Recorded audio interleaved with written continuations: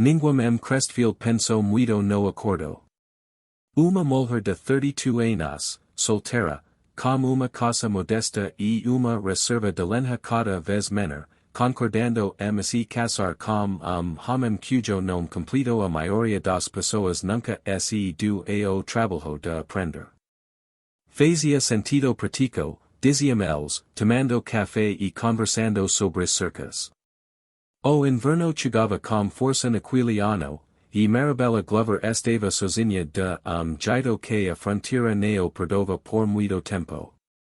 Mas o senso prático não tinha nada a ver com a forma como Landry Westland ficou parado na beira de sua propriedade na manhã seguinte a acertaco dela, com o chapéu na mão, olhando para o chão rachado pela guiada como homem tentando lembrar como respirar. Ninguém viu essa parte. Marabella não havia planejado se casar com ninguém.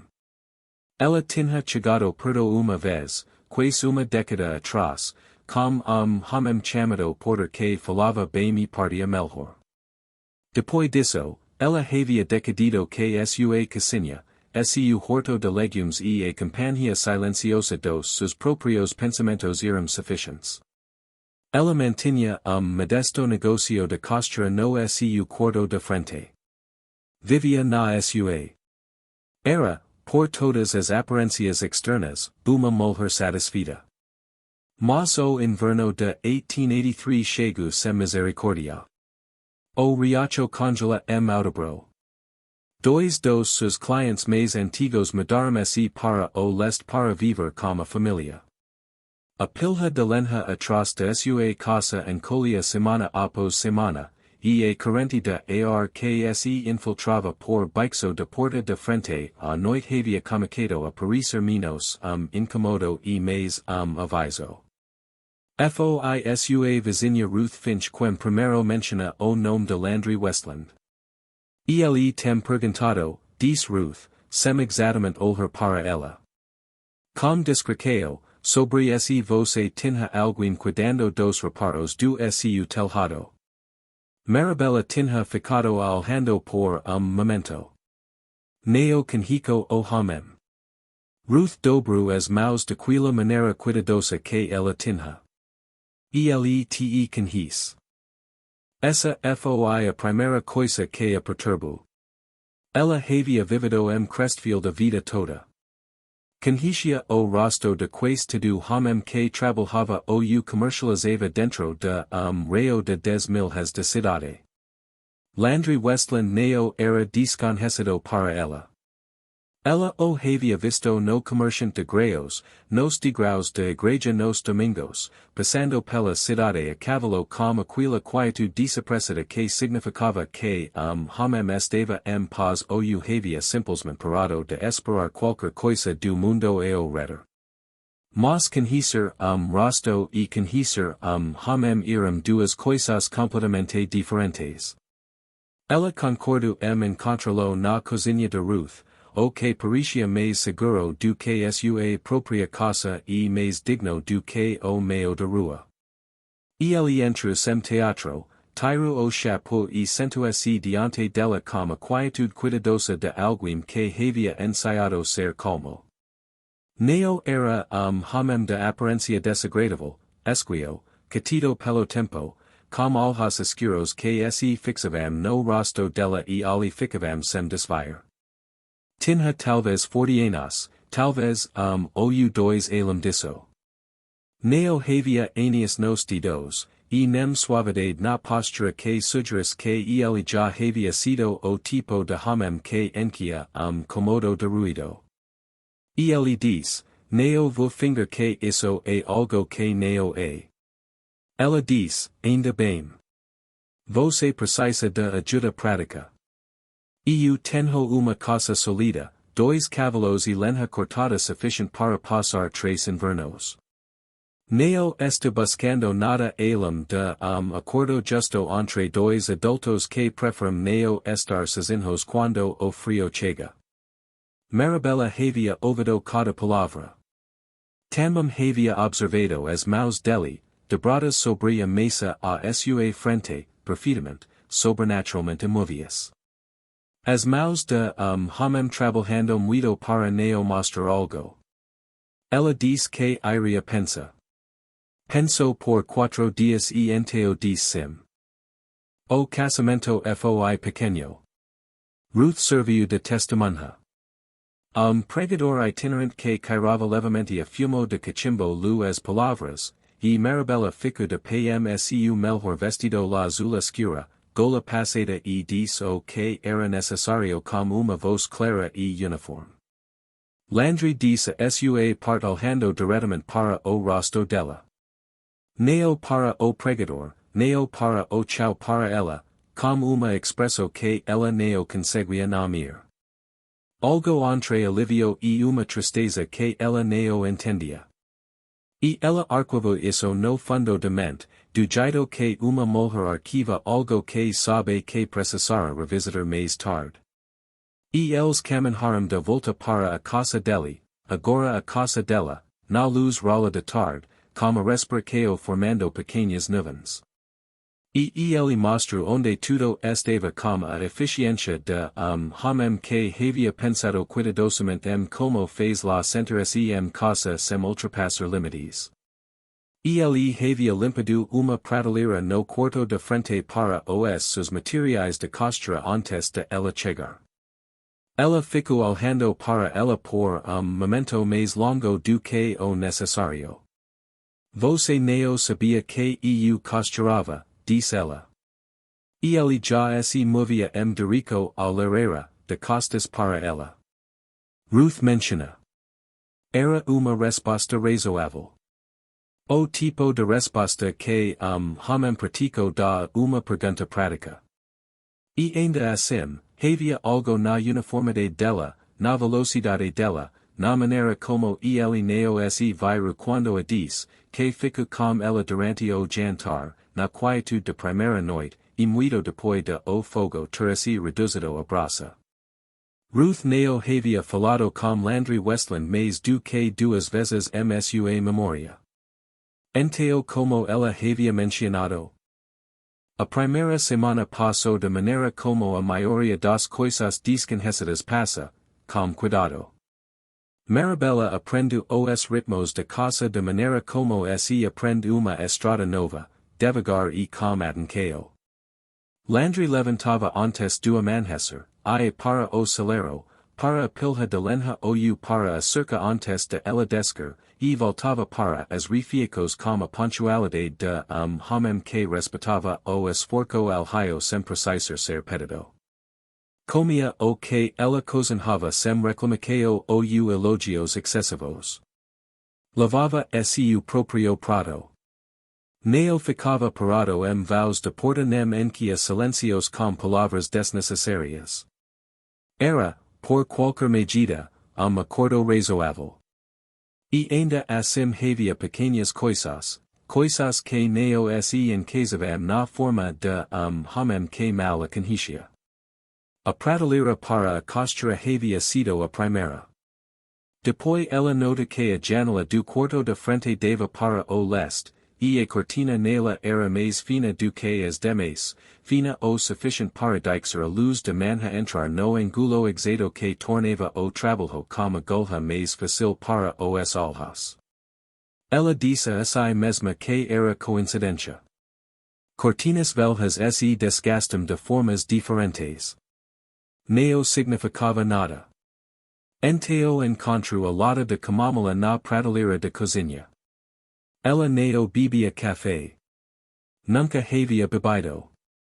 O Cairo dele revirava seu estômago de manhã, uma sensibilidade que tinha desde a infância, que ela nunca havia divulgado amplamente por parecer pequena demais para mencionar.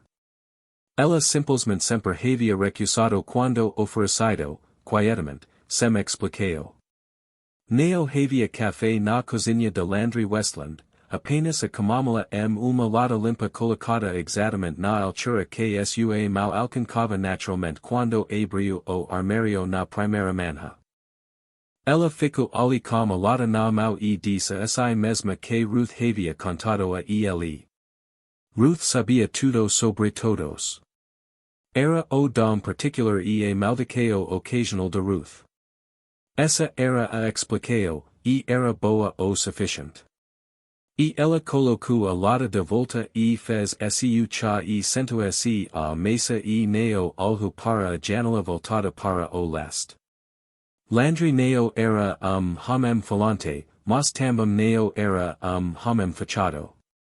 Nas noites, quando o trabalho estava feito, o fogo aceso e neo havia mais nada para ocupar as mãos, e ali às vezes se sentava a sua frente com livro ou pedico de curo que estava consertando, e se ela dissesse algo, e ele respondia com cuidado, sem pressa encher o ar entre eles. Tinha opiniões. Eram ponderadas e às vezes surpreendentes.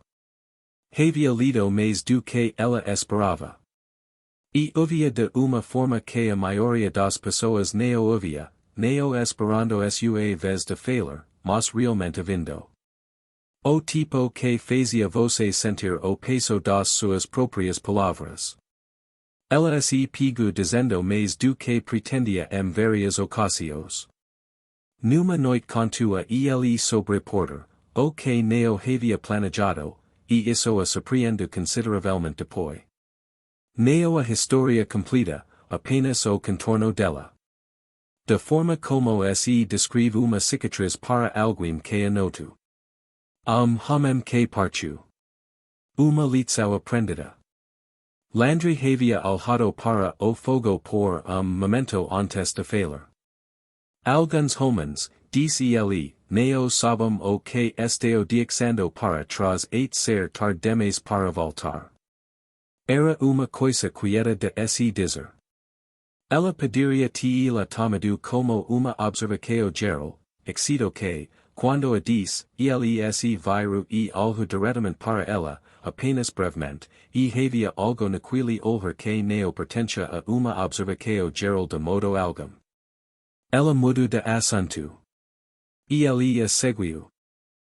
Foi Ruth quem abriu a primeira rachadura real na história que Marabella havia estado contando a si mesma. Ela visitou numa quinta-feira, como sempre fazia, sentou-se à mesa de cozinha com seu chá e olhou ao redor da casa com os olhos cuidadosos de uma mulher catalogando detalhes para consideração posterior. E ele tudo bem do lugar, disse Ruth. Mantum tudo limpo. Marabella concordou. E ele repintou o quarto de frente, sabe, disse Ruth. Antes de você chegar.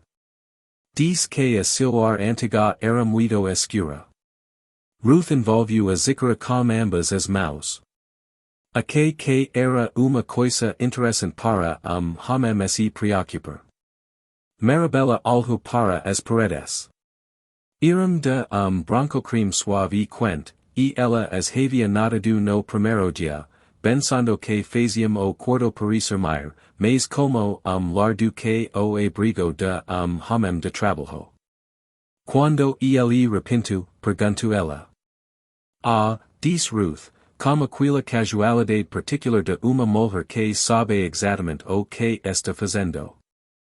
Setembro, eco. Bem por volta de quando caiu a notícia de que o seu aluguel na casa velha não ia segurar o inverno. Marabella puxou a zícara. Setembro era 2 meses antes de ele ter se sentado diante dela na cozinha de Ruth e se apresentado como homem prático em busca de acordo prático. Ela não lhe perguntou sobre isso naquela noite. Pensou em perguntar. Sentou-se diante dele com a costura no colo e o fogo aceso e as palavras bem ali na ponta da língua. E o olho, as mãos se movendo constantemente sobre o couro que trabalhava, a quietude da mandíbula, a maneira como ele de vez em quando olhava para ela com aqueles olhos escuros e então baixava o olhar sem comentário. E ela não conseguia decidir do que tinha mais medo, de ter interpretado tudo errado, ou de não ter interpretado. Passou a linha pela agulha e não disse nada. E lá fora o vento movia-se pelos pinheiros, e a casa conservava seu calor, algum lugar no fundo de sua mente, a pergunta que ela ainda não estava pronta para fazer ficava mais alta. Ela encontrou as cartas numa terça-feira. Não estava procurando nada. O pequeno baldecidro no fundo do armário do quarto estava lá desde o primeiro dia, e ela havia assumido, sem muito pensa, que continha as coisas comuns que homem guarda, documentos antigos, talvez uma escritura ou duas, o tipo de papelada que se acumula quietamente ao longo de uma vida. Ela havia passado a mão por cima, buscando cobertor extra, quando o trinco prende na manga e a tampa se abriu apenas o suficiente. Ela deveria ter fechado. Disse essa mesma mais tarde que qualquer mulher razoável teria fechado, mas a ponta de envelope estava visível, e nesse envelope, numa caligrafia que ela já havia aprendido a reconhecer pelo livro de contas que ele mantinha na prateleira de cozinha, havia único nome. Marabella. Neo Marabella Glover, Neo Senhora Westland, apenas Marabella. Escrito de forma como se escreve nome que se diz si mesmo particular tantas vezes que neo precisa mais de sobrenome ligado a ele. Havia 11 deles. Ela sentou-se na beira da cama e os contou duas vezes. 11 envelopes, nunca selados, nunca enviados, com datas que remontavam. Ela verificou 3 deles antes de conseguir esse contar. Quinzenas. O mês antigo estava datado de primavera de 1868. Ela teria 17 anos. E ele teria por volta de 25. Ela não os lu. Sentiu com eles no colo por longo tempo, e a casa estava muito quieta ao redor, e lá fora ela podia ouvir o som suave e constante de Landry recando lenha no quintal, como fazia todas as manhãs de terça-feira sem falta. Ela os colocou de volta exatamente como havia encontrado. Desceu as escadas. Passa caleira no fogo. E ficou de pé na janela de cozinha observando o trabalhar. O arco limpo do machado, o ritmo desapressado de homem sem platia. E ela pensou quinzenas. Quinzenas não era sentimento passageiro. Não era admiraco a distancia nem uma afeto que ia vinha com as estações. Quinzenas era uma escala feita repetidamente silencio, sem expectativa de retorno. Quinzenas era chá de camomila e uma janela voltada para o leste e uma prateleira na altura certa e paredes pintadas de branco creme e quent 2 meses antes de ele jamais ter sentado diante dela e chamado aquilo de acordo prático. Ela pensou na maneira como ele havia dito alguns homens não sabem o que estão dizendo para trás ser tarde demais para voltar. E entendo agora que ele não estava falando de porter de modo algum. Mas ele entrou para o almoço do meio-dia e parou logo dentro da porta quando viu o rosto dela. Ele era boa ler a quietude. Ela havia notado isso nele cedo. Encostou o cabo do machado na parede lavo as mãos na baixia sem pressa. E quando se sentou diante dela e ela não falou imediatamente, e ele não a pressionou. E ele esperou. Era extraordinariamente bom esperar. Landry, disse ela. Sim. Há quanto tempo você me conhece? Não era bem uma pergunta. A forma como ela a disse não deixava espaço para deflexo, e ele pareceu entender isso porque não tentou nenhuma. Olhou para ela através de mesa com aqueles olhos escuros e firmes. E pela primeira vez desde que ela o conhecia, a quietude cuidadosa que ele carregava como casaco escorregou levemente. Tempo suficiente, disse ele. Isso não é uma resposta. Não, ele concordou. Não é. O fogo crepitou lá fora. Cavalo se mova no quintal. Ela mantive os olhos no rosto dele. Encontrai o bao, diz ela, quietamente. Ele neo desvio o olhar. Ela havia esperado pela metade que ele se levantasse, buscasse alguma tarefa prática, ficasse de repente muito interessado no horizonte medio de forma como os homens fazem quando uma conversa chega para a qual neo se preparam.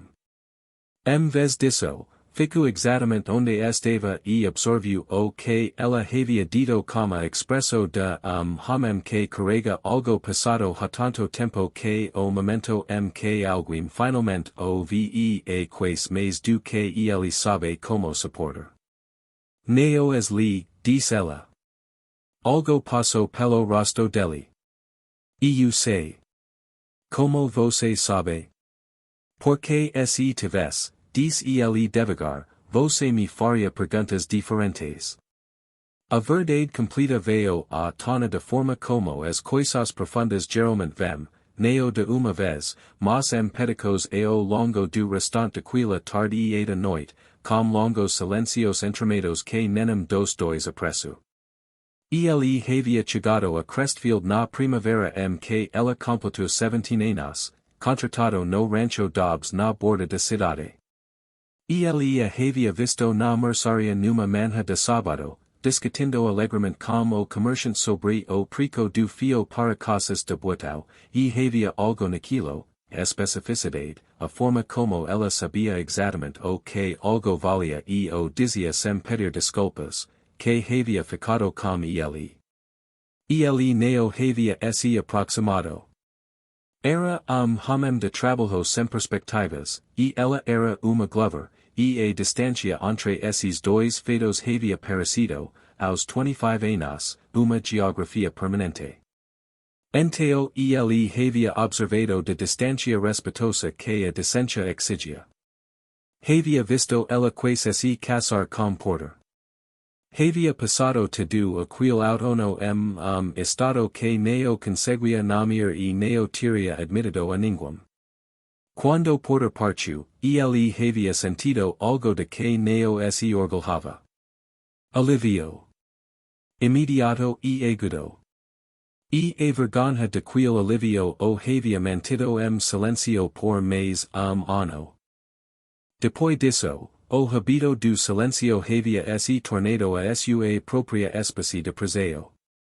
Ele havia permanecido em Crestfield porque para Parecia Pyre. Havia construído sua casa na estrada do norte porque era a estrada que ela tomava para o comerciante de tecidos as sextas-feiras. Havia cortado lenha suficiente para duas casas todo ano sem jamais se permitir examinar o porquê. Havia escrito cartas que nunca enviou porque a escrita MSI era a única coisa honesta que se permitia. Por que você nunca? Ela comico. Porque neo a que tinha o diarito, disse ele. E enteo passo tempo suficiente para eu neo saber mais como. Marabella o alho por longo momento. Havia uma verso dessa história em que ela ficava com raiva, em que os anos de silencio pareciam o roubo de algo, de escala, de conhecimento, de tempo. Ela testou aquele sentimento com cuidado, de forma como se testa o gelo antes de pisar nele, e descobriu que estava lá, mas neo era a coisa maior. A coisa maior era esta. Cada calor que ela havia sentido nessa casa desde o dia em que chegou, cada pequena gentileza considerada que a havia feito sentir vista sem conseguir explicar por que, havia sido real.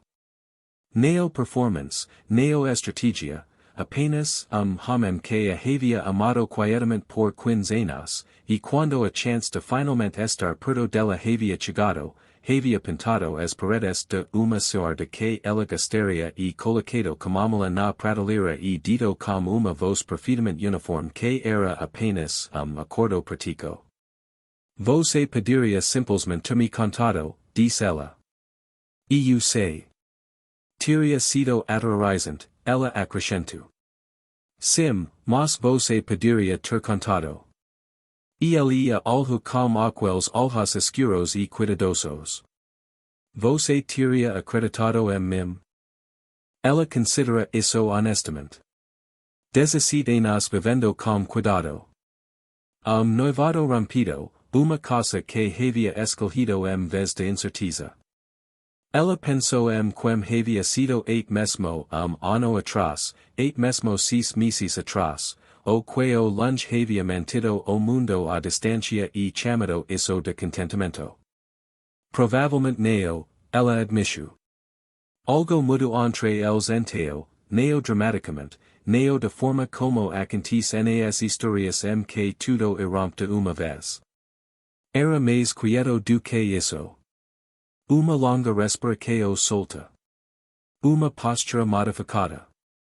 A sensação particular de comodo que Hamwido segurava algo finalmente o liberando. Ela estendeu a mão pela mesa e a colocou sobre a dele. Ele algo para ela e enteo para cima, para o rosto dela, e a expresso no rosto dele era uma que ela sabia que neo esqueceria enquanto vivasse. Neo alegria exatamente, neo alivio exatamente, mas algo mais velho e mais específico do que qualquer uma dessas palavras. O olhar de homem que espera tanto por algo que sua chegada ainda Paris, no primeiro momento, como algo que ele não tem certeza é real. Landry, diz ela. Sim. Perde esperar. O inverno daquele ano foi o mais longo que Crestfield havia visto uma década. A neve chegou novembro e ficou marco. A estrada do norte ficou soterrada 2 vezes e o riacho congela salido o suficiente para se caminhar sobre ele. Pessoas que haviam sido vizinhas por anos se viram apoiando-se umas nas outras mais do que estavam acostumadas, e a cidade emergiu na primavera ligeiramente transformada, mais quieta certos aspectos, mais próxima outros. Landry e Marabella Westland eram vistos na maioria das manhãs daquele inverno na janela voltada para o leste do quarto de frente. Ela com a costura, ele com o que estivesse lendo, próximos o suficiente para que seus ombros quase tocassem. Ruth Finch, que passava pela casa a caminho do mercado e não era acima de dar uma olhadela, relato que eles conversavam, que riam às vezes, que havia tido o acordo, nada de conveniente absolutamente. Na primavera seguinte, Marabella havia parado de chamar aquilo de acordo. E na primavera depois daquela, havia burco no canto do quarto de frente, e a janela voltada para o leste deixava entrar a luz de manhã no ângulo exato. E Landry Westland sentava ao lado de sua esposa no silêncio do início de manhã, com olhar no rosto que ninguém Crestfield conseguia nomear, exceto talvez Ruth, que o conhecia há tempo suficiente para reconhecê-lo.